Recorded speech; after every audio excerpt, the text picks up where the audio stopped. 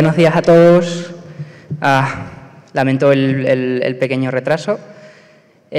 Vamos a dar comienzo ya a este Liberty Fest, primer Liberty Fest, pero quinta conferencia que organizamos ya desde Students for Liberty en Madrid. O sea que, bueno, algo de organizar conferencias sabemos a estas alturas. Pero, al fin y al cabo, esto va también de no solo de debatir y conversar y hablar sobre reserva fraccionaria y 100%ismo y todas esas cosas, que está muy bien, sino de celebrar la libertad. Entonces, como queríamos que esto fuera una celebración, de ahí el haber rebautizado la conferencia como Liberty Fest.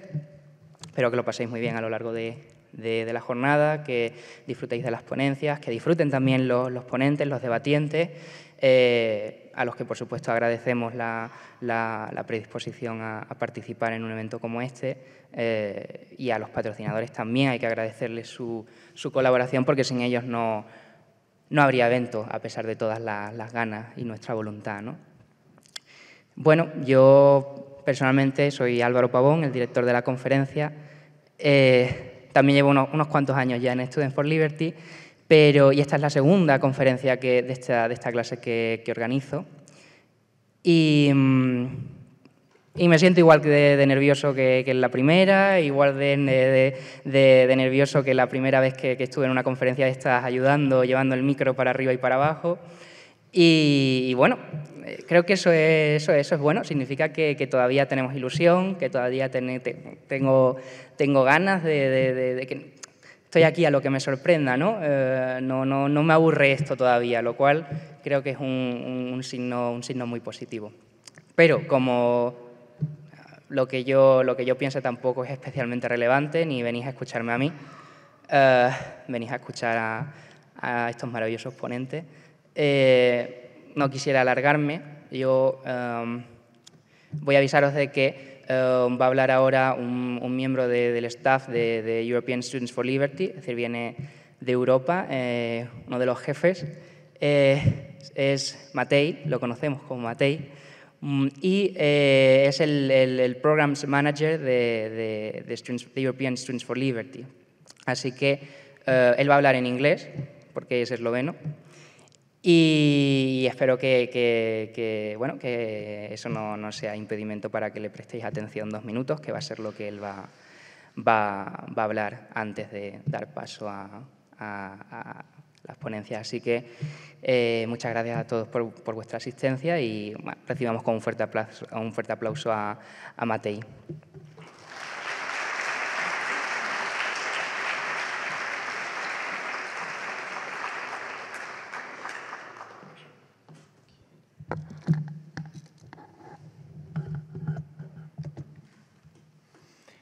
Thank you, Alvaro. So, when I joined Students for Liberty about 6 years ago, we had nobody here in Spain. And then the year after that, we were quite happy to get one person. So, one single student in the entire country. And so, it really warms my heart to see all of you here today. And so, I want to thank you for joining us and showing that liberty is indeed alive and well in Spain. So, for those of you who are new to Students for Liberty, we're a nonprofit organization started about 10 years ago. And in this short time, we've grown into the largest pro-liberty student organization in the world with leaders in all inhabited continents. So, if there's an injustice somewhere around the world, chances are we have someone working on that right now. So, from Burundi to Iceland, from California to Afghanistan, these leaders have organized 1,500 events in just 1 year with more than 65,000 people attending them. And a lot of them, and I do mean a lot, happened right here in Spain. So because we have this insight into how liberty can and has been so easily denied to so many people around the world, we know how fragile it is and how important it is to defend it. And that's why we're here today. So I mentioned that 5 years ago, we had one leader in Spain, but because of the training and support of Students for Liberty, we literally have today tens and tens of highly skilled leaders who are able to organize conferences such as this one and provide a platform for ideas of liberty not only to be presented, but also to be challenged and discussed in our pursuit of truth. So if you'd like to join us on this journey, please feel free to talk to us about how to get involved in our leadership programs, especially the local coordinator program, and we'll be very happy to talk to you. So let's get this conference started.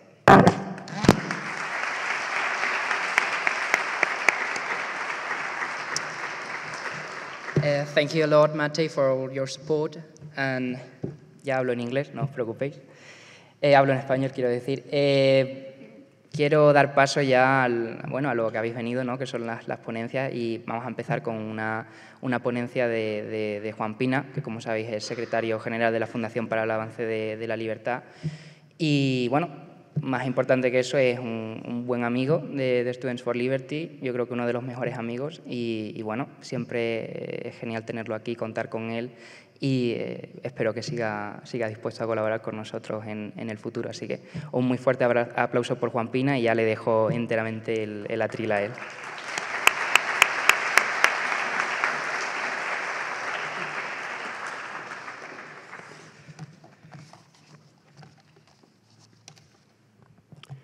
Buenos días, libertarios, buenos días, liberales, buenos días, agoristas, anarcocapitalistas, objetivistas. Buenos días, amigos de la libertad, gente de la libertad y estudiantes de la libertad. Os doy tantas veces los buenos días pues para hacerme perdonar un poco, porque la verdad es que os traigo una noticia mala. También tengo una buena, pero sobre todo tengo una noticia mala, muy mala. Bueno, ¿qué digo mala? Pésima, nefasta. Y además completamente inesperada para todos vosotros. Lo siento porque creo que va a ser un jarro de agua fría, un golpe muy duro en esta mañana de sábado. Espero que todos hayáis digerido ya el desayuno para no provocaros un corte de digestión. En fin, afortunadamente, aunque sois muy jóvenes, sois extremadamente maduros, por eso sois miembros de Students for Liberty. Pero, bueno, estáis sentados, por lo tanto, agarraos que ahí va la noticia bomba, la mala noticia que os tengo que dar. Ninguno de vosotros va a tener una pensión estatal el día de mañana, o si la tiene, va a ser de miseria. ¿Verdad que no os lo esperabais? Escucho por ahí veo algunas caras de incredulidad y de rabia, pero sí, es cierto, no habrá pensión pública, o la que haya será prácticamente de subsistencia. ¿Y por qué sucede esto? Pues no la habrá porque el Estado os roba. Eso es lo que mejor saben hacer todos los estados del mundo, robar. El Estado ha robado a vuestros abuelos, y ahora les da una pensión que no compensa ni siquiera lo que aportaron durante toda su vida laboral. El Estado ha robado también a vuestros padres, espero que todos tengan ahorros suficientes para compensar o paliar el robo que han sufrido. Y el Estado va a comenzar a robaros a todos vosotros, como me roba a mí, comenzará a robaros a todos vosotros en el minuto que salgáis de las aulas y entréis en una empresa. A veces me dicen que llamarle robo a la pensión pública es injusto. ¿Cómo va a robar el Estado? Pues claro que roba. Quedaos con esta idea, por favor. Tomar los bienes o el dinero de alguien sin su consentimiento personal se llama robar. Y que yo sepa, nadie en esta sala acude voluntariamente a Hacienda para buscar a un amable funcionario y decirle, oiga, mire, es que tengo aquí un dinero que no sé muy bien qué hacer con él y me gustaría regalárselo a ustedes. ¿Me lo puede aceptar, por favor? La exacción fiscal coercitiva no es legítima. Si los impuestos fueran éticos, no se llamarían impuestos, que viene de imponer, se llamarían voluntarios.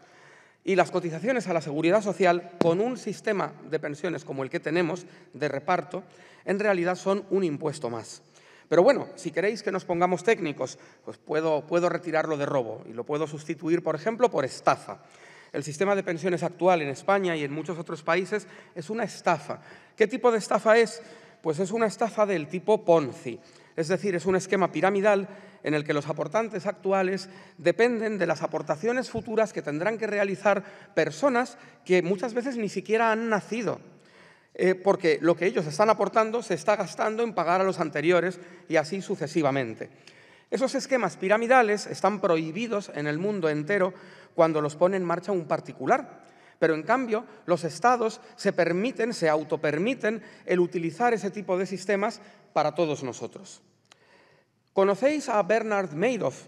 Bernard Madoff es un simpático abuelete de 80 años que disfruta de su apacible jubilación, bueno, no en una residencia de mayores en la soleada Florida, sino en la prisión federal de Butner, en Carolina del Norte. Fue condenado a 150 años de prisión en 2009. Así que yo calculo que cuando salga va a tener aproximadamente unos 220, más o menos, y me pregunto qué pensión le va a dar el Estado hasta los 220 años de edad, más los años que viva después, teniendo en cuenta que la longevidad es veneno para los sistemas públicos de pensiones. Qué peligro tiene el tal Madoff. Imaginaos que después de haber estafado 65.000 millones a sus víctimas, todavía vaya a ser capaz de quebrar él solito el sistema público de pensiones de los Estados Unidos por tantos años de pensión. Bueno, pues el delito de Madoff es haber montado un esquema financiero piramidal. A ver, si a él le han caído 150 años por 65.000 millones, ¿qué condena le correspondería a los ministros y secretarios de Estado de Seguridad Social de todos los países donde está vigente el sistema de pensiones que tenemos, por ejemplo, en España, el sistema llamado de reparto? Porque ahí hablamos de cifras todavía muchísimo más astronómicas y de una estafa al conjunto, al total de la sociedad, de la población de sus países. Pero os dije al principio que también tengo una buena noticia. Bueno, no es una, os voy a dar dos para compensaros por el mal trago que os he hecho pasar al revelaros que no vais a tener una generosa pensión estatal en la vejez, como todos esperabais confiadamente. La primera buena noticia es que el sistema piramidal de pensiones está absolutamente quebrado y va a reventar. Y no creo que falte mucho tiempo para que reviente. Y entonces ya no va a quedar más remedio que pasar a un sistema de pensiones de verdad, al sistema alternativo. Y esa es la segunda buena noticia, que sí hay alternativa. Y precisamente lo que me pide Students for Liberty esta mañana es que presente las diferencias principales entre el sistema de pensiones actual y el sistema de pensiones que proponemos los libertarios, para introducir así el interesantísimo debate que escucharemos después. El sistema actual se llama de reparto, pero bueno, voy a dejar a vuestra imaginación y a vuestra inteligencia el determinar qué demonios es lo que reparte. El sistema que los libertarios y los liberales defendemos es el sistema de capitalización individualizada, universal y privada. Veamos las 6 diferencias principales. Pues bien, la primera diferencia ya la hemos comentado, es la honradez. El sistema de reparto no es honrado. Creo que a ninguno en esta sala nos gusta que exista la obligación de autoprotegerse ahorrando para el futuro, pero bueno, mientras exista esa obligación, por lo menos el sistema de capitalización individualizada es honrado y es transparente, porque guarda ese dinero, lo hace crecer a lo largo de las décadas y se lo devuelve a cada dueño, porque el dueño es el cotizante, no es el Estado. El actual sistema, en cambio, no es transparente, no hace esto, es un sistema opaco, desvincula a cada cotizante del fondo que ha ido aportando. Es decir, se queda con el dinero de los cotizantes, lo gasta en atender, y en atender mal, muy mal, a los mayores del momento, no capitaliza ese ahorro colectivo forzoso, echa mano de la llamada hucha de las pensiones cada vez que tiene problemas económicos, como hemos visto, por ejemplo, en España, y cuando llega el momento de devolver, ¿qué devuelve? ¿Qué reparte el sistema de reparto? Ya estamos viendo las pensiones que da este sistema. Los mayores se están movilizando para exigir pensiones justas. Y no les falta razón, pero tampoco están realizando un diagnóstico acertado. Sus pensiones no son justas porque su dinero no está, porque el Estado ya se lo gastó y ahora les da lo que puede. ¿Con el dinero de quién? Pues de los que van aportando ahora. Sistema Ponzi, esquema mafioso piramidal. El sistema de reparto no es ni honrado ni transparente. La segunda diferencia es la flexibilidad. El sistema de capitalización individualizada es flexible, es sofisticado y se adapta a las necesidades y preferencias de cada persona, mientras que el sistema de reparto, el actual, es una rígida antigualla que montó Bismarck en la Alemania del siglo XIX, cuando las personas vivían 6 o 7 años después de jubilarse. En el sistema de capitalización, cada persona escoge cuánto aportar a partir de un mínimo y tiene el incentivo de poder aportar de más cuando puede, porque ve cada mes cómo va evolucionando su fondo. En el sistema de reparto, en cambio, el Estado te impone cuánto tienes que pagar y el incentivo que tienes como trabajador es el de trabajar en B o cotizar lo mínimo que puedas porque sabes que ese dinero no va a ser para ti. En el sistema de capitalización, a partir de un monto acumulado, puedes escoger el momento de tu jubilación dentro de una horquilla de años. En el de reparto, el Estado te impone la edad de jubilación. De momento ya la ha subido de 65 a 67. Y ya veréis hasta dónde va a tener que llegar para seguir parcheando un sistema quebrado. Hay profesiones en las que la gente quiere permanecer más tiempo, seguir trabajando más años porque ama su profesión. Hay otras profesiones en las que los profesionales prefieren retirarse antes. Hay, además, diferencias grandes de longevidad entre personas, entre colectivos de personas. Hay sobre todo millones de situaciones particulares distintas de salud, de ganas, de energía, en las que son situaciones que el Estado no puede conocer ni puede gestionar y no tiene ni por qué entrometerse en ellas. Porque vamos a ver, ¿quién se cree el Estado o el político de turno para decirle a una persona a qué edad se tiene que jubilar? La tercera diferencia es la solidaridad, precisamente la solidaridad. A los colectivistas se les llena la boca con la supuesta solidaridad intergeneracional del sistema de reparto, pero resulta que cualquier cálculo que se haga pues nos arroja el resultado de que la solidaridad intrageneracional en la misma generación de un sistema de capitalización individualizada, moderno y bien puesto a punto, resulta que es bastante superior, porque su coste para los trabajadores en ejercicio es mucho menor. ¿Por qué? Pues porque basta con detraer de cada aportante un porcentaje de su aportación que no le resultará tampoco demasiado gravoso, porque se verá sobradamente compensado por el interés compuesto de décadas de capitalización de su fondo. Además, es más ético porque al final todo el mundo habrá aportado, o se habrá aportado por él, al menos el mínimo establecido, desapareciendo, por lo tanto, las pensiones no contributivas. La cuarta diferencia es el excedente. El sistema de capitalización permite establecer una renta mensual para el jubilado, por ejemplo, por 30 años tras la jubilación. El resto que quede, si vive más años, se compensa con un seguro privado. Y todo el capital sobrante, después de reservar para esa renta, se puede, por ejemplo, rescatar pues, para cancelar una hipoteca, para ayudar a los hijos, para montar un negocio, para lo que sea, porque es tu dinero. Hay que tener en cuenta que con el sistema de capitalización un ciudadano medio acumula a lo largo de 30 o 40 años, con todo el interés compuesto de esos años, una cantidad muy considerable. Y es normal que así sea. Lo que no es normal es que nuestros mayores, el Estado haya convertido a nuestros mayores en una especie de discapacitados económicos, que resulta que hay que subvencionarles el bonobús y mandarles a Benidorm en temporada baja, cuando ellos, precisamente ellos, deberían ser, en cada nivel de renta, el segmento etáneo proporcionalmente más rico. ¿Por qué? Pues porque llevan toda una vida trabajando y supuestamente ahorrando y capitalizando. ¿Cómo es posible que los mayores no sean los más ricos en condiciones iguales dentro de cada segmento de renta de la sociedad? ¿Cómo es posible que sean a veces el segmento más pobre? Bueno, ¿no es esto el mundo al revés? ¿No es lo contrario de lo normal? ¿No deberían ellos ayudar a los hijos y a los nietos y no ser ayudados por los hijos y por los nietos? Bueno, pues lo que ocurre es que el sistema de reparto les ha robado y ahora les da la limosna del inserso. La quinta diferencia es la transmisión del remanente a la siguiente generación. Con el sistema de reparto, cuando un pensionista fallece, el Estado se ahorra todos los años de pensión de esa persona. Los ministros de Economía y Hacienda se sonríen y se frotan las manos cada vez que muere una persona al poco tiempo de haberse jubilado, porque la verdad es que se ahorran una pasta.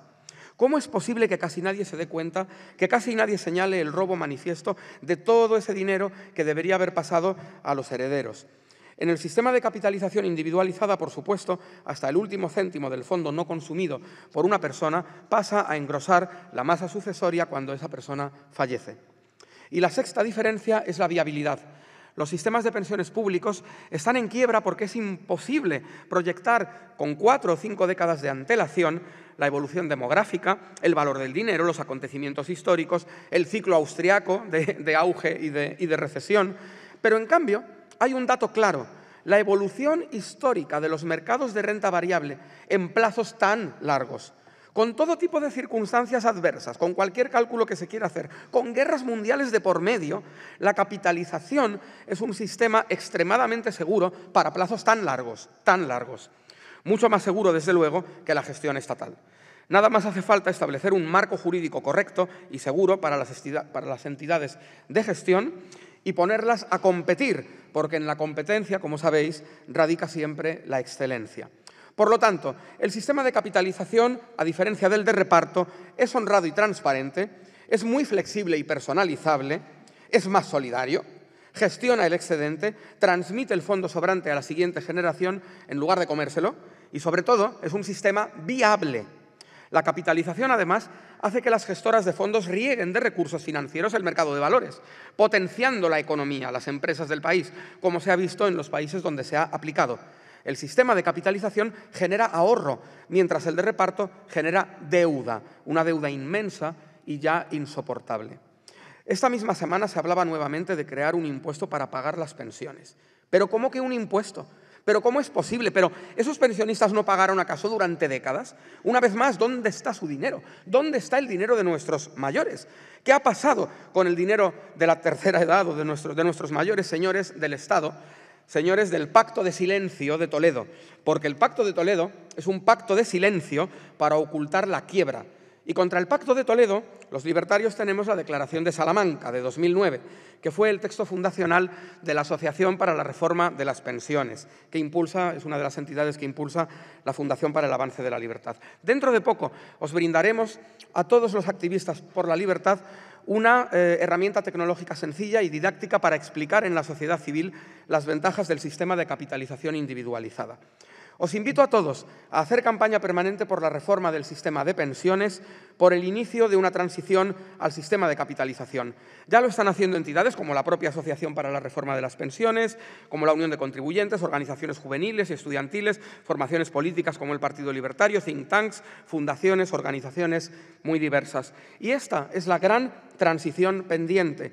Es la transición que nos han negado todos los que Hayek llamaba los socialistas de todos los partidos. Es la transición que nunca quiso hacer, lógicamente, el PSOE durante sus años de gobierno, pero que tampoco quiso hacer el PP. Es la transición que no hizo González, ni Aznar, ni Zapatero, ni Rajoy. Y que, por supuesto, tengo algunas dudas de que la vaya a realizar el señor Sánchez. Si esa transición se hubiera iniciado, por ejemplo, en el año 2000, al obtener José María Aznar la mayoría absoluta, hoy tendríamos un sistema de capitalización individualizada, privada y universal. Así que, señor Aznar, menos pontificar ahora sobre la libertad económica cuando en su momento evitó implantar un sistema de capitalización para las pensiones. Bueno, pues una vez más os pido perdón por haberos dado esa noticia tan mala y tan inesperada sobre el futuro de vuestra pensión pública y os dejo ahora con el debate de Luis Alberto Iglesias, con Carlos Sánchez Mato y con Juan Ramón Rayo, que es precisamente sobre el futuro de las pensiones en España, un debate que con toda seguridad va a ser apasionante. Muchas gracias a todos.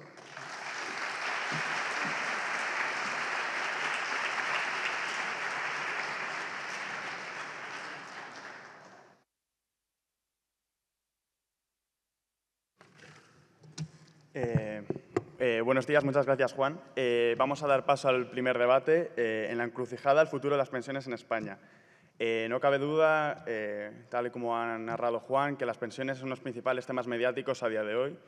Solo nos hace falta poner la sexta los lunes para ver a los miles de pensionistas que salen a la calle. Y no les falta razón, tal como ha dicho Juan.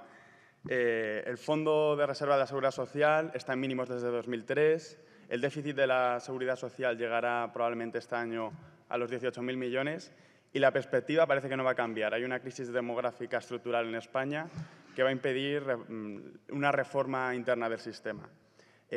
Para hablar sobre este tema hemos traído a dos economistas de sobra conocidos por vosotros. Por un lado a Juan Ramón Rayo, doctor de Economía y director del Instituto Juan de Mariana y, sobre todo, una estrella mediática liberal. Y, por otro lado, a Carlos Sánchez Mato, aunque la mayoría de vosotros le conoceréis por ser concejal de Ahora Madrid, viene aquí como responsable de políticas económicas de Izquierda Unida. A mí me gusta decir que si los enemigos de nuestros enemigos son nuestros amigos, Carlos Sánchez Mato es un gran aliado, puesto que en el ayuntamiento ha sido uno de los mayores hacedores del ya exministro Montoro. Bueno, para ello hemos traído para moderar este debate, va a venir Luis Alberto Iglesias, que es un gran comunicador y director de eventos de la Value School, que aprovecho para agradecer su labor en esa institución. Muchas gracias.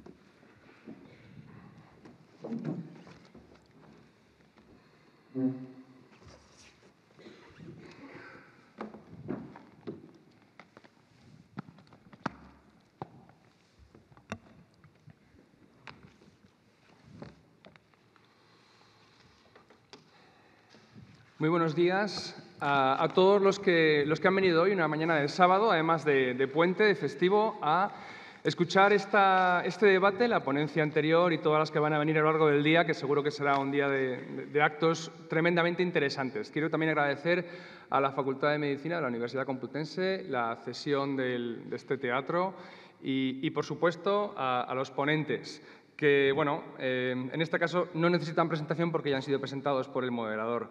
Pero bueno, espero que ofrezca un debate lleno de ideas y cómo no, de polémica quizás, porque somos conscientes de que tenemos a dos personas con ideas muy distintas acerca de lo que debe hacer un sistema de pensiones, en este caso estatal, que es el que ha estado criticado por Juan Pina, que planteaba una propuesta que también será discutida en esta mesa.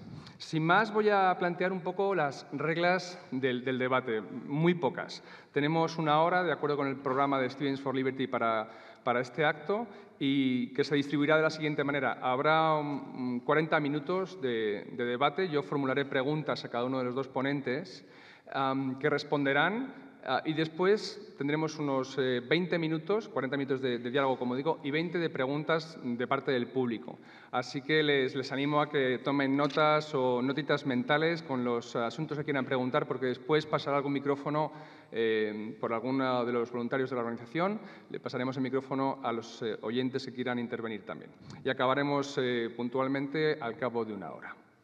Muy bien, pues escuchada la conferencia de Juan Pina, me gustaría plantear a los dos ponentes. Voy a empezar primero con Carlos Sánchez Mato, a mi izquierda, la siguiente pregunta. Los ponentes, ya se lo digo también a los dos, a Juan Ramón Rayo y a Carlos, explayaos, es decir, no preferimos que deis respuestas concisas, todo lo contrario, queremos saber vuestro punto de vista sobre lo que os voy a comentar y, por supuesto, con libertad para hacer referencias a la exposición de Juan Pina que acabamos de escuchar.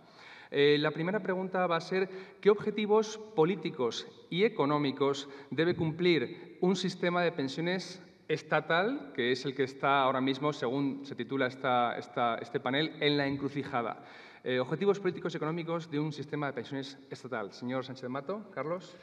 Muchas gracias, por supuesto, a ti por el papel de moderador en este debate, a los y a las que me habéis invitado a estar aquí esta mañana. Y, en primer lugar, pues decir que es un placer venir a confrontar, en este caso también con Juan Ramón Rayo, pero con cualquier persona, aunque esté en las antípodas de mis posiciones políticas, porque yo creo que el debate solo hace que enriquecer las posiciones de unos y de otros, y eso siempre es positivo.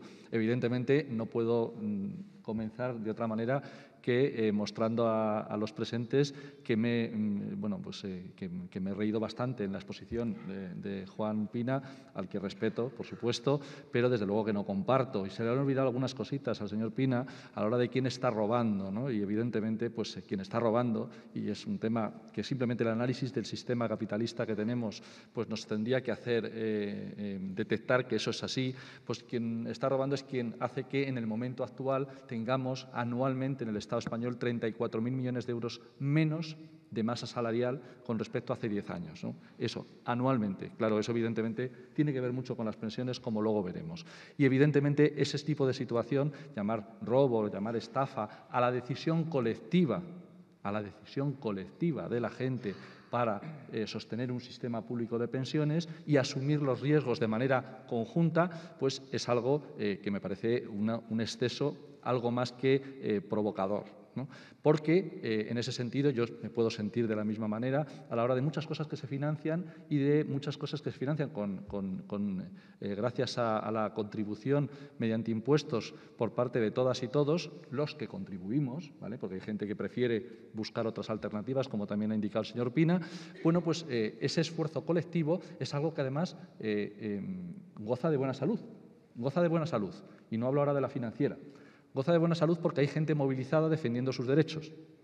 Y eso a mí me hace daros una excelente noticia, en contraposición a la que ha dicho Juan Pina. Y es que, por supuesto, que en la sociedad española y en el conjunto del mundo habrá pensiones para todos y todas, porque solamente depende de una cosa, de nuestra voluntad de que las haya. Y en este caso, yo os puedo asegurar que las va a haber, porque ahí fuera hay mucha gente que va a defender las pensiones incluso de los que no lo vais a hacer. Y eso va a ocurrir. Vamos a defender la pensión hasta del señor Pina. Y en la redistribución de la riqueza de acuerdo a, bueno, pues a criterios de justicia social. Con argumentos tan absolutamente simples, siento decirlo así, bueno, pues individualistas, pues carecería de sentido hasta la situación, hasta la propia participación en una familia. Yo no sé cómo contribuís, los que formáis parte aquí de Estudiantes por la Libertad, a cosas que no sea de manera puramente individual, porque yo, desde luego, si hiciera la contabilidad que hacen ustedes con respecto a ese espacio colectivo que es el Estado, de la misma manera que lo hacen ustedes, pues lo hago en mi vida familiar y personal, evidentemente sería un problema.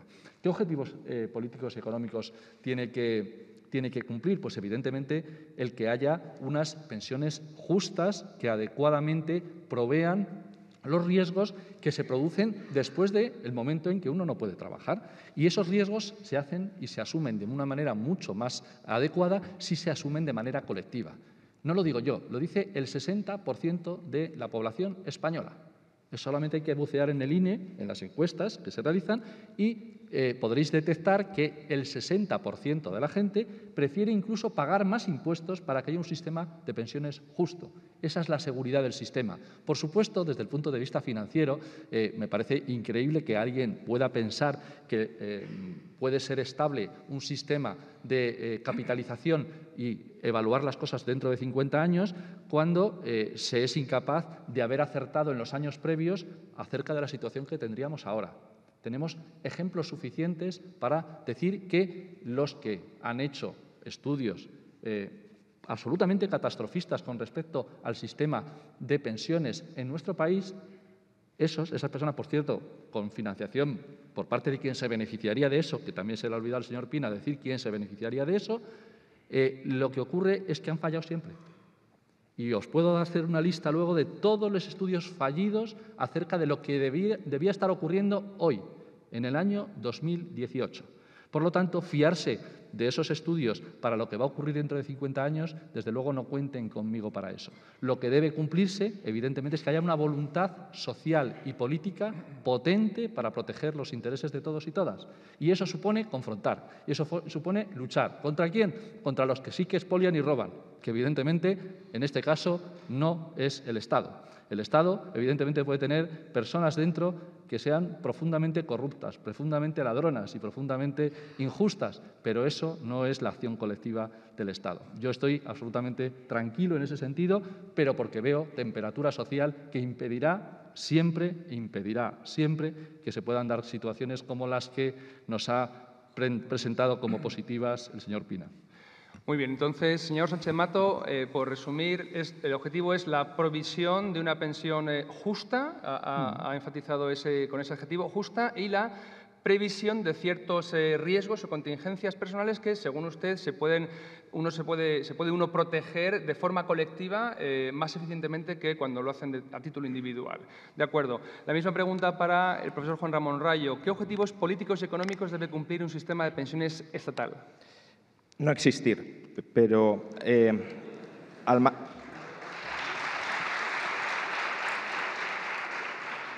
margen de ello, desde luego no tiene que cumplir el objetivo de ser el vehículo fundamental de ahorro para la jubilación. Si nos pusiéramos tibiamente socialdemócratas, podríamos decir que un sistema público de pensiones debería proveer subsidiariamente pensiones mínimas de subsistencia para aquellos que a lo largo de su vida han tenido mala suerte a la hora de gestionar su ahorro, es decir, un papel de red de seguridad de última instancia, pero no de prioritaria instancia, como es lo que sucede a día de hoy. Por tanto, no ser el vehículo fundamental de ahorro, permitir que cada cual construya su jubilación a lo largo de su vida y, en todo caso, de manera subsidiaria, proporcionar una red de seguridad de última instancia. Esto es lo que debería ser. Ahora, no vamos a ser tan ingenuos como para pensar que esto es lo que es. Como sabéis, el sistema público de pensiones nace en la Prusia bismarckiana. Entonces, ¿cuál es el objetivo del sistema público de pensiones en las palabras del señor Otto von Bismarck? Bueno, para esto solo hace falta ir al libro de William Harbour Dawson, que es uno de sus biógrafos, y cuando está haciendo una evaluación del sistema de seguridad social prusiano, recoge las siguientes declaraciones de Bismarck sobre cuál es, y añadiría yo, cuál sigue siendo el objetivo del sistema público de pensiones. Mi propósito, decía Bismarck, es engañar a las clases trabajadoras o, si lo prefieres, persuadirlas de que el Estado es una institución social que existe para preocuparse por sus intereses y por su bienestar. Ese engaño colectivo es el que todavía hoy subsiste y el que, por ejemplo, mi colega Carlos Sánchez Mato está ahora tratando de vender y de convencernos de que es así. Porque creo que, y ya dando réplica a algunas de las cosas que ha dicho, creo que confrontar individuo, como si fuera el individualismo atomista, con una mutualización de riesgos vía Estado, es una falacia del falso dilema. Ningún liberal defiende, no sé, algún anarcoindividualista extremo quizá, pero en general ningún liberal defiende que el individuo pueda prosperar aislado de la sociedad o que los riesgos se gestionen mejor a título individual que de manera asociativa o grupal. Todos entendemos los beneficios, por ejemplo, de un seguro. Un seguro es una socialización de riesgos, pero es una socialización de riesgos voluntaria. Y esa es la principal, la esencial diferencia con respecto al Estado. El Estado es verdad que es una gestión de riesgos grupal, pero una agrupación no voluntaria. Que la mayoría decida que quiere estar en el Estado no significa que las minorías quieran estar en ese Estado, en esa mutualización de riesgos. Es tan sencillo como que si ahora todos votamos que el señor Carlos Sánchez Mato nos pague la pensión a todos el año que viene, creo que esa asociación, que será muy mayoritaria y muy grupal, no será nada voluntaria, al menos por su parte, y a lo mejor incluso por alguno de nosotros que no querremos sacrificar a una persona para el beneficio colectivo. Con lo cual, la dicotomía individualismo, mutualización de riesgos en grupo, como una dicotomía liberalismo-estatismo, es falaz. Aquí de lo que hablamos es de cómo conformar asociaciones voluntarias para gestionar mejor los riesgos, no de que una persona gestione individualmente sus riesgos al margen del resto de la sociedad. Y lo que vemos es que la gestión grupal de riesgos por parte del Estado ha sido catastrófica. No es que las previsiones catastrofistas no se hayan cumplido, es que se han cumplido todas. Es decir, que el sistema siga en pie de alguna manera no significa que el sistema no haya experimentado quiebras continuadas a lo largo de los últimos 30 años. Es que basta comparar cuáles eran las condiciones de jubilación o de acceso a la seguridad social antes del año 85, que es cuando empiezan las reformas para viabilizar el sistema, y cuáles son hoy y cuáles van a ser dentro de 20 años. Antes del año 85, uno se jubilaba a los 65 años. Durante los próximos años, a los 67. Antes del año 85 se calculaba la pensión media con los últimos 2 años de salario. Ahora, el Gobierno se calcula con 25 y el Gobierno ya está hablando de extenderlo a toda la vida laboral. Gobierno socialista coaligado con Podemos, no un ultrarradical libertario como Juan Pina. A toda la vida laboral. Antes, para percibir el 100% de la pensión, de la base reguladora que uno ha cotizado, bastaba con haber cotizado 10 años. Hoy hace falta cotizar 37 años. Y antes del año 85, la sanidad se financiaba con cargo a las cotizaciones de la Seguridad Social, es decir, lo que nos quitaban por cotización social daba para pagar pensiones y para pagar sanidad. Hoy la sanidad se ha sacado de la Seguridad Social y se paga con impuestos. Imaginad que firmáis un contrato, aunque sea social, con una entidad que os promete, no, si os vais a jubilar a los 65, además os voy a pagar una pensión muy alta en función de los 2 últimos años que habéis cotizado. Bastará con que hayáis cotizado 10 años para cobrar el 100% de esa pensión y además os va a entrar la sanidad. Y al cabo de unos años os dice, no, mira, te vas a jubilar a los 67, la pensión le voy a pegar un hachazo del 30 o del 40%, la sanidad si la quieres me la pagas aparte. Oye, Pero ni te he estafado, ni podemos decir que gozo de mala salud económica. Gozo de estupenda salud económica. Ahora, las razones por las cuales no te quiero pagar todo esto que me he comprometido a pagarte, pues bueno, quizás será porque, no lo sé, se lo llevará alguien, o más bien, que es lo que es, que la seguridad social no aguanta. Y no ha aguantado durante los últimos 30 años, y que no os engañen, no va a aguantar durante los próximos 30. Y mandar el mensaje de que va a aguantar durante los próximos 30 es inducir a la gente a que tome pésimas decisiones económicas durante los próximos 30 años. ¿Para qué? Para lo que decía Bismarck, para que sigan siendo dependientes del Estado.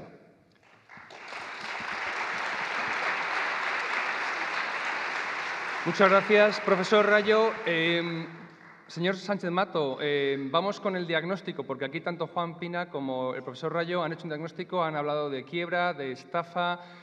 Juan Pina ha dicho que directamente no se va a cobrar pensión, o acaso una muy residual. En su opinión, ¿goza de salud suficiente para cumplir los objetivos que usted mismo ha planteado? ¿Qué diagnóstico hace usted del sistema estatal de pensiones en España actualmente? En absoluto goza de salud política, porque elementos que ha desgranado en esta última parte de su intervención el profesor Rayo pues, son compartidos por una formación política como la mía. O sea, el Partido Socialista ha destrozado a las clases trabajadoras y también a los pensionistas de este país, pero lo ha hecho, entre otras cosas, por seguir los postulados de gentes como vosotros y vosotras, que estáis defendiendo que lo que hay que hacer es empujar a la gente a ese sistema de capitalización. ¿Por qué no ha habido porque evidentemente, desde luego, no había que haber tomado ninguna decisión en la línea de incrementar la edad de jubilación o de bajar o de ampliar los periodos en los que bueno, se computa o se hace para hacer el cálculo de la pensión que reciba una persona? Y eso no habría que haberlo hecho simplemente con que se hubieran tomado decisiones políticas adecuadas. Por ejemplo, ¿no hay dinero? ¿No hay dinero? 62.000 millones de euros hemos enterrado en el rescate bancario en este país. Eso es lo que dice el Tribunal de Cuentas. Es mentira. Hay muchas más ayudas públicas que, no se engañen, en absoluto ha sido al sistema público de cajas de ahorro. En absoluto. Ha sido al conjunto del sistema bancario, como es claramente demostrable para cualquiera que quiera analizar los datos. Lo que ocurre es que es preferible rescatar al sector de las autopistas, al sector de las grandes constructoras en este país. Es muy preferible para algunos, y entendedme la ironía, en vez de destinarlo a otro tipo de menesteres. O, por ejemplo, en invertir en programas especiales de armamento que, por cierto, no figuran ni siquiera claramente explicitados en los datos de contabilidad nacional. Mire, es que hay que ser un poquito serios con qué se puede y qué no se puede hacer. El sistema de pensiones goza de perfecta salud porque, he dicho antes, porque la gente lo va a defender. Y no vais a poder arrebatarle a la gente la capacidad de defender eso. Y esa es la ventaja. Desde el punto de vista financiero tenemos un problema importante. ¿Por qué no se está ingresando lo que se debe ingresar? Porque están topadas las cotizaciones, o sea, la contribución por parte de las empresas y trabajadores con un tope de la base máxima de cotización, con lo cual estás eliminando progresividad en el sistema. Y eso es un disparate. Porque, claro, los que defendemos la progresividad en el sistema, defendemos, desde el punto de vista fiscal, defendemos claramente que se contribuya proporcionalmente más cuanto más se gana. Y esa es la manera de redistribuir la riqueza. Y es, por cierto, el mejor seguro de vida para quienes quieren defender el actual sistema capitalista. Si queréis acabar con el capitalismo, lo mejor es que sigáis por este camino, porque de esta manera estáis sembrando la revolución en las calles. Porque es así de claro. Mira, hablabas de que era una situación catastrófica del sistema de pensiones. En absoluto es así. La situación de catastrofismo sería la que pintaban diferentes analistas, ya digo, financiados por los que están deseando tener 115.000 millones de euros de media de contribuciones por parte de trabajadores y trabajadoras a un sistema de capitalización privado, gestionado, por cierto, por gente que luego tenemos que rescatarla entre todos y todas. Claro, hay algunos que dicen que no se rescataría. Bueno, pues decíselo, por ejemplo, al señor Bush, me parece que fue en periodo del señor Bush, cuando rescató me parece que fueron 60.000 millones de dólares al sistema privado de capitalización que había en Estados Unidos. Bueno, vamos a ver, eso de que a 50 años esto va a ser, bueno, pues una maravilla con sistemas de capitalización privados, afortunadamente no va a ocurrir porque la gente lo va a defender, pero digo el sistema público, pero si no, pues lo que habría pues sería un verdadero problema a nivel social. social. Lo que está claramente demostrado es que hay determinadas decisiones que se han tomado que son absolutamente aberrantes desde el punto de vista de la gestión del sistema público de pensiones y de otras muchas cosas. Pero en absoluto eso puede hacernos entender que el sistema público de pensiones goza de mala salud. Gozará de mala salud si no somos capaces de hacer que entre por la vía de la financiación el dinero que tiene que entrar para satisfacer las necesidades sociales. Y ese tipo de situaciones, bueno, pues yo creo que dependen de la voluntad política y también de la sociedad que empuje a que los gobiernos pues tomen las decisiones oportunas y adecuadas. Desde luego, defender detrás de la libertad y de la capacidad individual de hacer frente a determinados riesgos colectivos, pues como que ese es el futuro, pues bueno, pues deja fuera pues prácticamente una cuarta parte de la población actual que no tiene capacidad ni siquiera de ahorrar. Las contribuciones, tanto de trabajadores como de empresarios, al sistema de pensiones son salario diferido, son salario de trabajadores y trabajadoras. Y hay gente que lo que quiere es que se bajen los salarios.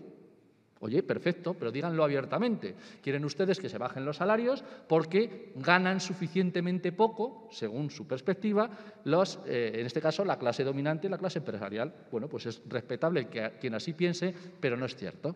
Realmente ese bocado a los salarios de los trabajadores y trabajadoras sería pernicioso para el equilibrio social de este país. Muy bien. Entonces, señor Sánchez Mato, políticamente goza de buena salud porque los ciudadanos están dispuestos a defenderlo, según he entendido, y financieramente quizás, debido a las decisiones políticas nefastas que ha comentado… Es que estamos recaudando 8 puntos porcentuales con respecto al PIB menos que la media de la Unión Europea. Y ese tipo de cosas, pues evidentemente también hacen daño al sistema de pensiones. Por cierto, yo no oigo hablar de que es catastrófica la situación, por ejemplo, desde el punto de vista de contabilidad nacional de la Corona. ¿Qué ingresos genera la Corona? Bueno, particulares me parece que sí, pero me refiero para todos y todas. Por ejemplo, ¿qué situación financiera tiene el sistema de sanidad pública que no cobra por sus servicios prestados al conjunto de la gente? Evidentemente se habla del déficit del sistema de pensiones de manera interesada. Interesada porque es un pastel muy goloso al cual meterle mano. Y es que eso es absolutamente entendible desde el punto de vista de cualquiera que vea lo que está pasando en el momento actual y lo que ha pasado en las décadas pasadas, donde esos estudios se han visto claramente ante un espejo de irrealidad. Muy bien. Profesor Rayo, ¿cuál es su diagnóstico? Bueno, pues el diagnóstico es el que es, mirando simplemente los datos, vamos, es que creo que nadie puede negar que la situación del sistema actual de seguridad social es catastrófica, especialmente si no se toman medidas en forma de recortes, que son las que Carlos negaba que hubiese que tomar. A ver, de entrada, puede que haya mucha gente que tenga intereses en gestionar el sistema público de pensiones, pero lo que no hay que hacer es extender la sospecha de que todos los que estamos defendiendo que ese sistema deje de ser público tenemos, de alguna manera, un cierto aroma de esos intereses. Porque por la misma razón uno puede decir, claro, los políticos estáis interesados en gestionar 120.000 millones de los ciudadanos para generar redes clientelares. Pero sí lo dices. Habrá políticos, Pero sí lo dices. Sí, por supuesto que lo digo. Lo habéis generalizado de manera continua. Con respecto a algunos. Con respecto a ti, no lo sé. Pero yo voy a… Entonces, con respecto a algunos. Muy bien, perfecto. Voy a presuponer que tienes buena intención, que tienes buena fe y que realmente crees en este sistema ruinoso para los ciudadanos. A ver, ¿se puede financiar el sistema público de pensiones en su situación actual y sin recortes? No. Carlos, por ejemplo, es decir, vayamos a las cifras. En el año 2050, y eso va a ser difícil de cambiar, va a haber un trabajador por pensionista.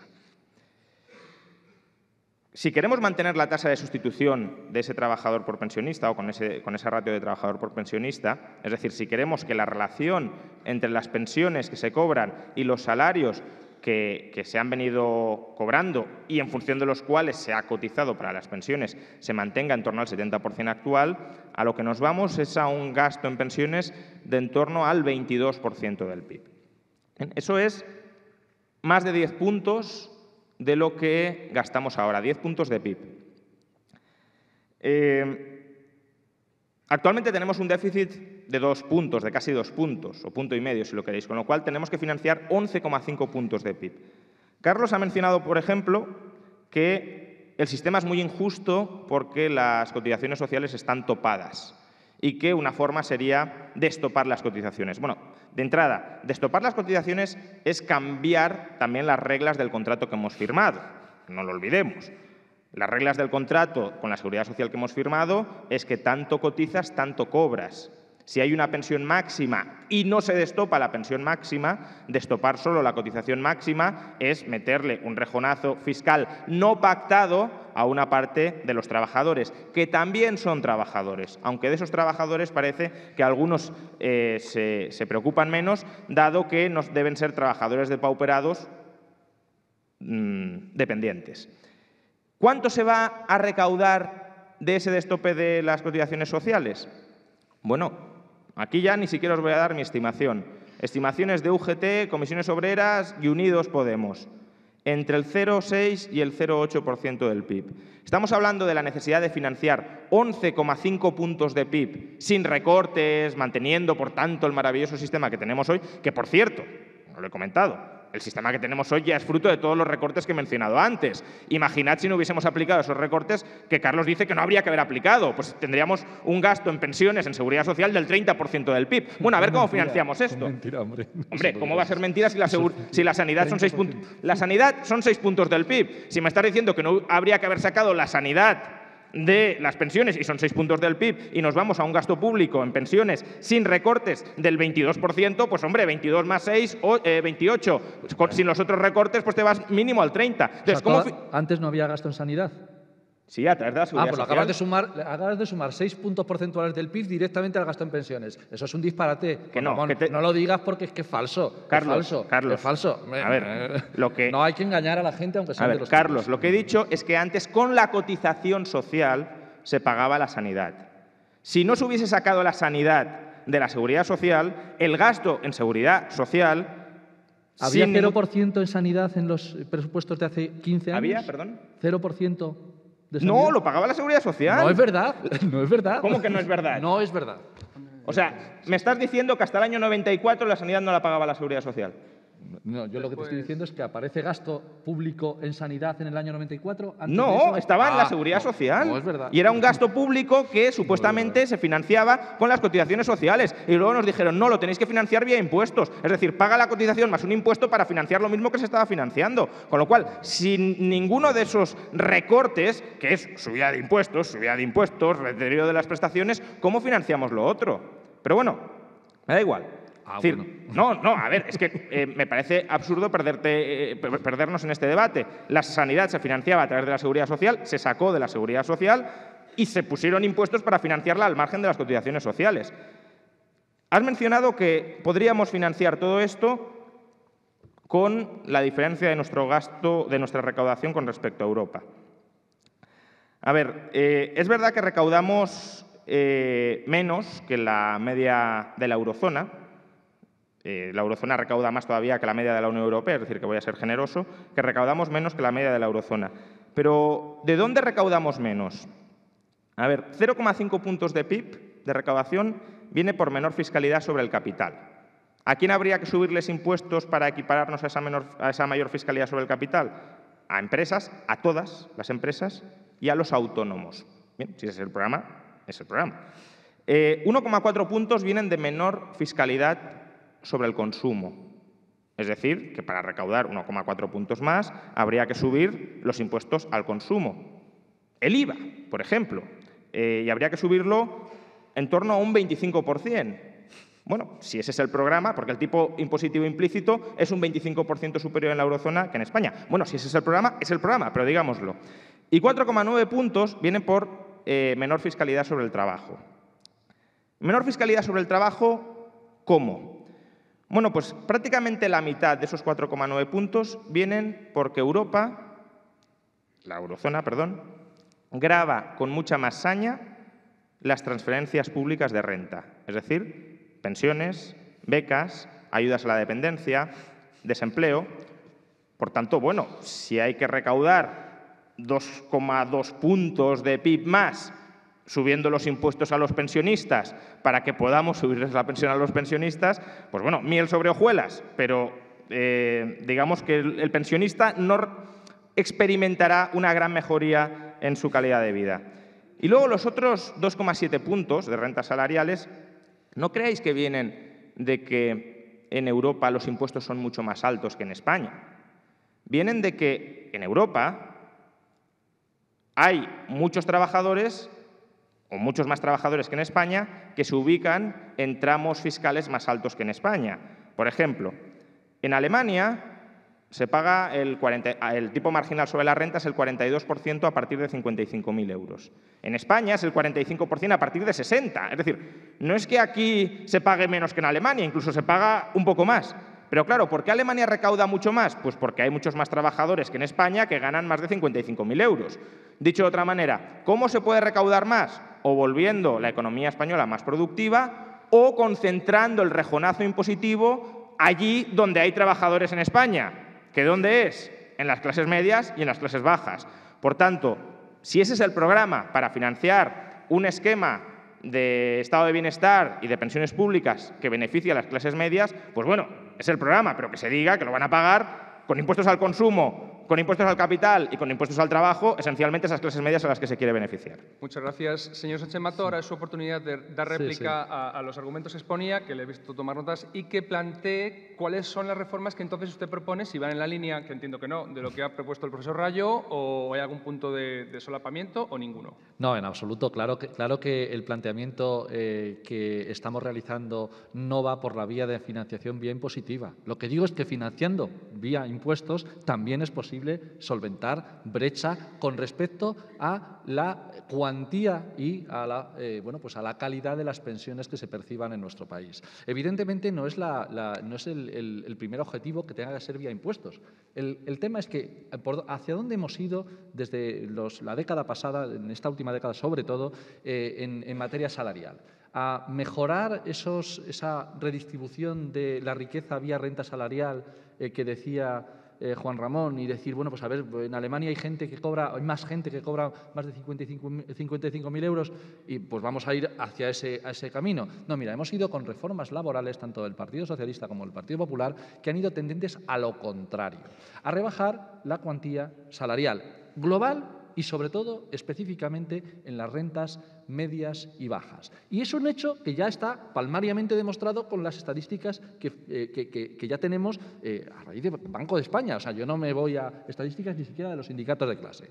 Banco de España con respecto a los últimos años. Y lo que ha ocurrido, lo que está ocurriendo, es que el trozo de pastel que va a rentas salariales es inferior que hace 10 años.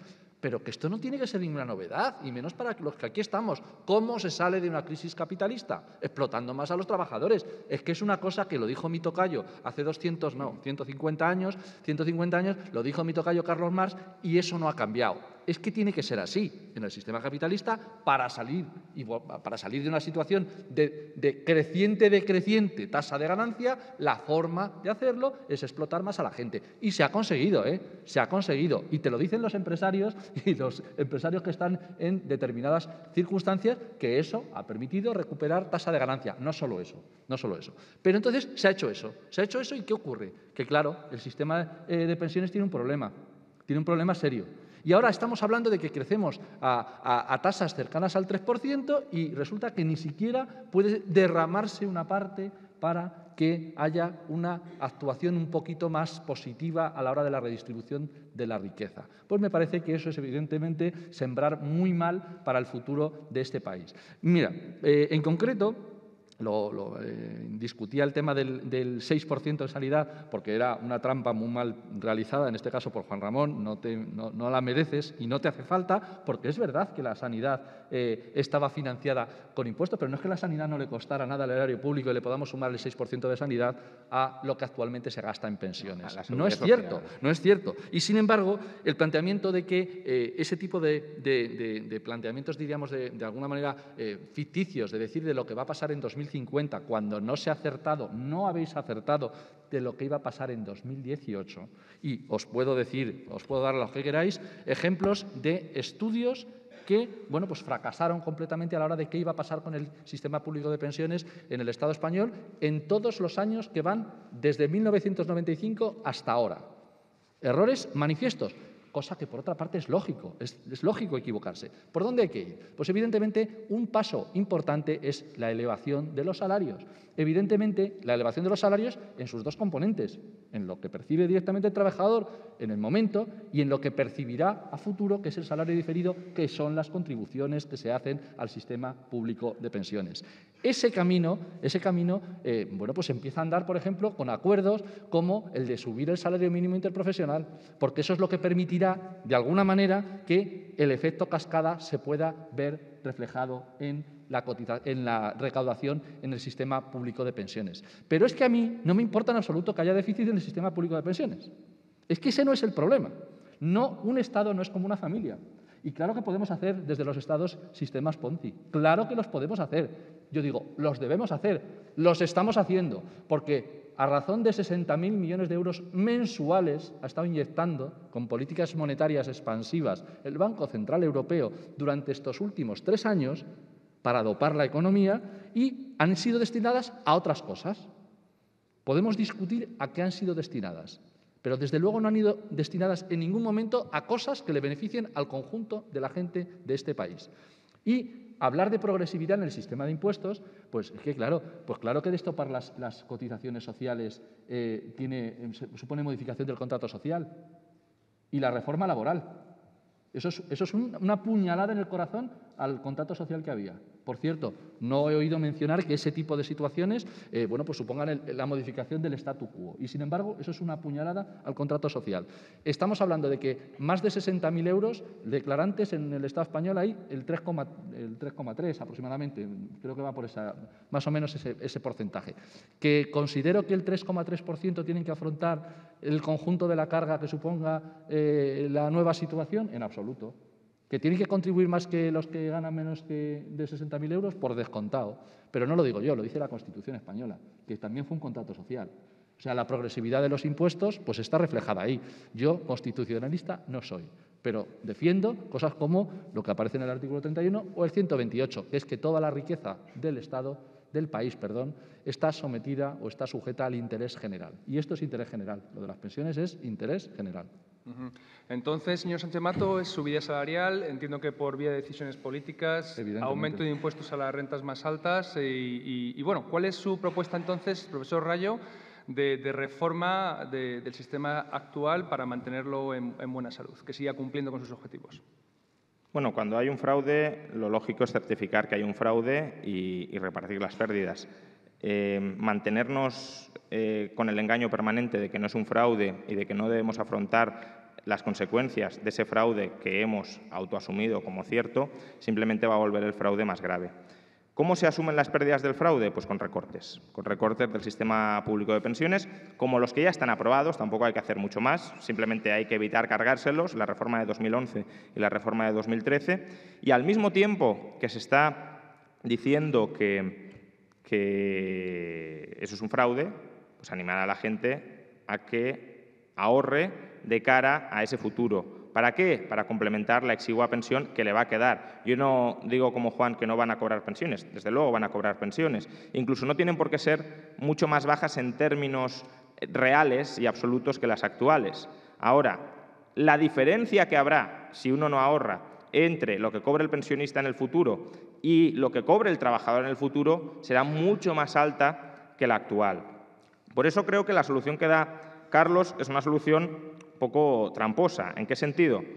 Sí, es verdad que subir salarios permite mantener la sostenibilidad del sistema. Habría que ver cómo se suben los salarios. Para subir salarios hay que aumentar la productividad y no está tan claro cómo se aumenta la productividad simplemente por una decisión política de incrementar el salario mínimo. Pero bueno, ese es otro debate. Es verdad que subir salarios permite sostener en mayor medida el sistema, pero a costa de reducir la tasa de sustitución. Es decir, si el trabajador cobra mucho más y las pensiones no suben de manera proporcional, la relación entre la pensión y el salario va a caer y, por tanto, el pensionista va a vivir relativamente peor con respecto al trabajador de lo que vive ahora. Y si las pensiones se suben proporcionalmente, entonces subir salarios no ayuda a reducir el déficit, porque estamos aumentando ingresos y gastos en la misma proporción. Por tanto, subir salarios aumentando la productividad, que es lo complicado, en 20 años la productividad en España no ha aumentado, no es ni mucho menos una solución para evitar recortes en las condiciones de jubilación. Simplemente una reflexión adicional sobre por qué hay que animar a la gente a que ahorre y a que escoja una cartera variada de activos en los que mantener su patrimonio de cara a la jubilación. Carlos dice, y dice bien, que la pensión es salario diferido. Bien, es salario diferido porque es ahorro forzoso. Antes ha dicho que qué sucedería con aquella gente que no tiene capacidad para ahorrar.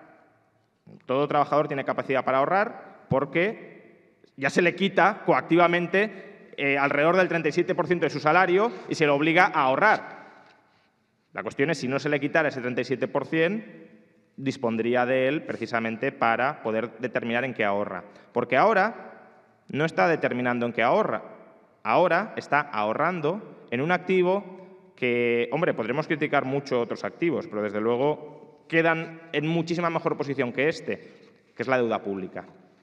Hoy, un trabajador que cotiza a la Seguridad Social es un trabajador que está comprando obligatoriamente títulos de deuda pública. Títulos de deuda pública que además son de peor calidad que si los compra en el mercado, porque no los puede ni revender. Es decir, le obligan a inmovilizar todo su patrimonio en títulos de deuda pública del Estado español, gestionado por políticos que, bueno, pues ustedes juzgarán la credibilidad que merecen de cara a la sostenibilidad de la deuda pública. Estamos en el 100% y no parecen muy preocupados de si esa sostenibilidad continúa o no continúa. Por supuesto, Carlos puede decir, no, si los estados nunca quiebran, o podemos refinanciar la deuda permanentemente en forma de un esquema Ponzi. Bueno, esa es la típica idea de lo que algunos hemos llamado el club de la impresora, de que los bancos centrales, creando dinero, pueden conseguir prosperidad ilimitada para los ciudadanos. Pero creo que aquí hay, de nuevo, una trampa entre confundir que los estados no puedan quebrar, y en el caso de las pensiones no puedan impagar sus compromisos previsionales en términos nominales, con que puedan hacerlo en términos reales. Es decir, al final, lo que debe preocuparnos es qué porcentaje del PIB va a parar a los pensionistas. No debe preocuparnos si podemos pagar las pensiones en términos nominales. Si mantenemos la cuantía nominal de la pensión y los precios se han disparado, ¿de qué sirve eso al pensionista? Y de hecho eso no lo digo yo. Lo dice uno de los gurús del club de la impresora, que es Warren Mosler. Leo textualmente. Si nuestros responsables políticos alguna vez llegan a comprender cómo funciona el sistema monetario, se darán cuenta que el tema principal es la equidad social y posiblemente la inflación, pero nunca la solvencia del gobierno. Deberían darse cuenta de que si realmente quieren que los ancianos tengan más ingresos, es una simple cuestión de aumentar las prestaciones y de que la verdadera pregunta es ¿qué nivel de consumo real de recursos es el que queremos proporcionarles a nuestros mayores? ¿Cuánta comida es la que queremos asignarles? ¿Cuántas viviendas, ropa, electricidad, gasolina, servicios médicos? Estos son los problemas reales. Y sí, asignar más de estos bienes y servicios a nuestros jubilados supone menos para nosotros. La cantidad de bienes y servicios que asignamos a las personas mayores es el coste real para nosotros y no los pagos, que no son más que números en cuentas bancarias. Es decir, incluso uno que se cree que efectivamente los estados nunca quiebran porque se puede imprimir dinero, te reconoce que eso es en términos nominales, no en términos reales. Y, por tanto, la cuestión es qué porcentaje del PIB va a parar a los pensionistas. Cuanto más porcentaje del PIB vaya a parar a los pensionistas, menos porcentaje del PIB irá a parar a los trabajadores. Y eso sí que siembra las semillas de una revolución social contra la gerontocracia. Muchas gracias, profesor Rayo. Quedan 10 minutos para cumplir el tiempo en el programa que nos han asignado y creo que es un buen momento para abrir el turno de preguntas. Les pido, por favor, que al que quiera hacer un comentario, más que reflexiones, por favor, preguntas tanto al profesor Rayo como al señor Sánchez Mato, levanten la mano y les pasamos el micrófono. Ahí a la mitad de la sala veo la primera y aquí en primera fila veo la segunda. Un momentito porque hay que... Sí. No va a dar mucho tiempo a más, salvo que me digan en la organización que podemos extendernos un poco. Tenemos 10 minutos. Vamos con la primera. Vale, preguntas cortas, ¿vale? Hola, buenos días. No es una pregunta, voy a contar un cuento. Y Bueno, cortito. pero breve, por favor, muy- porque ha habido muy mucho cortito. interés para preguntas. Dígame. Muy cortito. Mis familiares más cercanos en el entorno de los años 90 se jubilaron con 55 años. Mis compañeros en el entorno de los años 90 se jubilaron con los contratos de relevo a los 60 años. Mis compañeros de trabajo que se van a jubilar con el contrato de relevo próximamente se van a jubilar con 61. Mi edad de jubilación ha crecido hasta los 67 y algunos meses, creo. Y con el mismo contrato de relevo me jubilaré con 63 años y medio o más. Los jóvenes que estáis aquí os vais a morir trabajando. Ese es mi pronóstico. ¿Quieres responder, Carlos? Sí. Que evidentemente, como he comentado anteriormente, desde luego intentar ver o analizar que hay un déficit del sistema de pensiones y ante un déficit del sistema de pensiones que yo discuto, resolverlo con recortes es entender de manera muy interesada y muy ideológica el asunto, porque no se quiere analizar qué pasa con el lado de los ingresos. Y no se quiere analizar porque, desde luego, no es en absoluto la diferencia que ha planteado solamente Juan Ramón antes. El impuesto sobre sociedades ha perdido 20.000 millones de euros en la última década y los beneficios ahora son superiores a los de hace 10 años. Y las empresas, sobre todo las grandes, se están yendo de rositas. Y eso no se le quiere meter mano. No le quiere meter mano ni el Partido Socialista, ni el Partido Popular, ni ninguno de los, clubes varios que puede haber discutiendo en el momento actual. Porque eso supone tocar a esos que se hacen la foto con lo de la marca España. Carlos. Y claro, evidentemente con eso se resuelven gran parte de los problemas. Carlos, ¿qué métrica utilizas para decir que los beneficios empresariales hoy son superiores a los de hace 10 años? Pues nada, simplemente las estadísticas del Banco de España, excedente bruto de explotación. Nada, una tontería Pero que ¿qué se inventa el Banco de España y que dice los beneficios que tienen las empresas. Pero bueno, nada. Carlos, ¿pero qué estadísticas específicas? Pues que el del Banco? excedente es superior. El excedente superior. ¿El? El excedente superior. Ah, el excedente bruto de explotación Sí, sí. del PIB. Sí, Bien, sí. el excedente bruto de explotación del PIB no son solo beneficios empresariales. No solo, claro. De hecho, no son especialmente beneficios empresariales. El excedente bruto de explotación es beneficios empresariales, rentas de los autónomos, depreciación del capital, que no es beneficio empresarial, y rentas inmobiliarias imputadas. Es decir, si tenéis una vivienda en propiedad y vivís en ella, el Banco de España, Contabilidad Nacional, mejor dicho, porque es el INE, Contabilidad Nacional os asigna una renta como si autoalquilarais la vivienda. Eso no tiene nada que ver con beneficios empresariales. Nada, pero nada que ver. Hombre, la renta imputada de una vivienda que tenga una propiedad no es beneficio empresarial. La depreciación del capital no es beneficio empresarial. El ingreso de un autónomo no es beneficio empresarial. Evidentemente, pero la riqueza nacional sí que tiene que ver. Tiene mucho que ver con el tamaño de la tarta.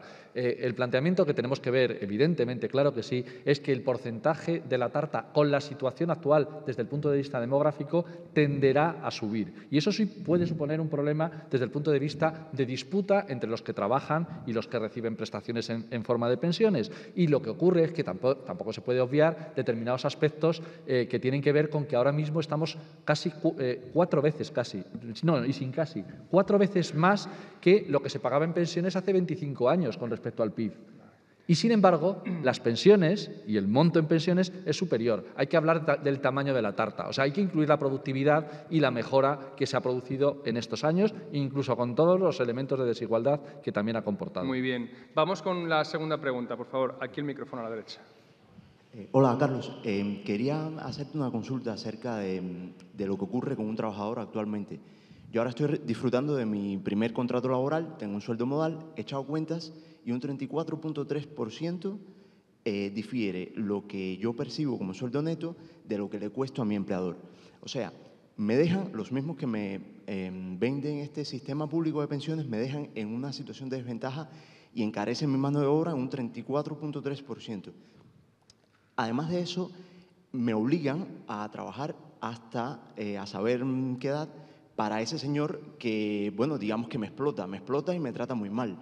Entonces, yo he echado cuentas y con menos de ese 34.3% yo puedo lograr mi pensión trabajando 10, 15 y en algún buen caso hasta 20 años menos. Entonces, ¿cómo puedo creer yo que realmente importo hoy como trabajador a los políticos que me ven en el sistema público de pensiones y cómo puedo creer que les voy a importar mañana. Esa es la pregunta. Pues es muy sencillo. Para que de verdad le importes a los políticos de ahora y a los de mañana, lo que no puedes hacer es quedarte sentado todo el día aquí. Imagínate, después de tu trabajo tendrás que defender tu derecho a tener una pensión en el futuro digna y a que se recaude a quien se tiene que recaudar. Y eso depende de la movilización, no de recortar el sistema de pensiones o entregarle ese caramelito de 115.000 millones de euros anuales a los que han quebrado el sistema financiero de manera repetida en las últimas décadas. Se lo podemos entregar, yo creo, a los propios trabajadores para que lo gestionen ellos, que creo que los trabajadores no han quebrado nada. Fenomenal. Vale, yo lo acepto, pero también hacemos lo mismo con la seguridad, ¿vale? Cambiamos seguridad y pensiones. Carlos, si te has Cada vuelto, uno que se apañe como pueda. Carlos, si te has vuelto anarcocapitalista... Con la sanidad también. Si con te la has vuelto sanidad también. anarcocapitalista está muy con bien. La corona también. Con todo. De verdad, liberalismo a tope durante... Fijaros. Sí. Durante una semana, porque no duráis más. Solo una semana. Bien, probablemente porque el orden social no está claro que se pueda mantener privadamente, aunque si apuestas por ello, pues felicidades.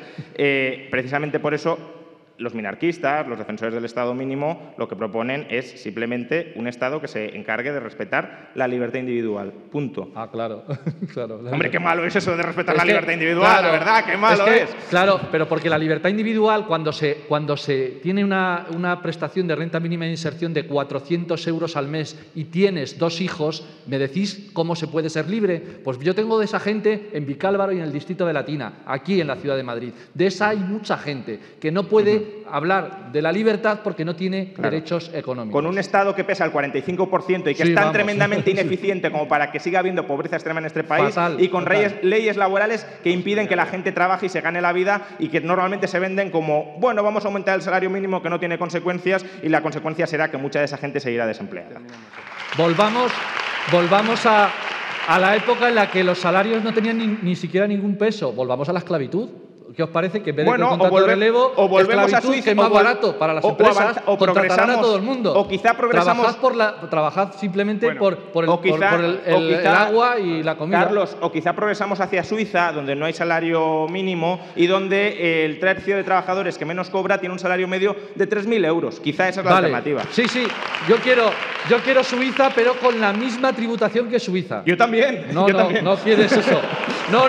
No quieres eso porque supondría tipos efectivos muchísimo mayores a los que ahora mismo se están claro. O sea, la presión fiscal de Suiza es más baja que la de España, pero tipos impositivos mayores. Y encima son más ricos. Venga, hombre.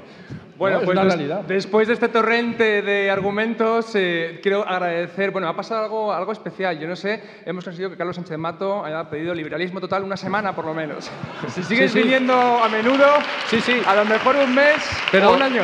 Sabéis que yo soy marxista y para llegar al socialismo necesitamos esa semana de liberalismo. O sea que a tope con ello.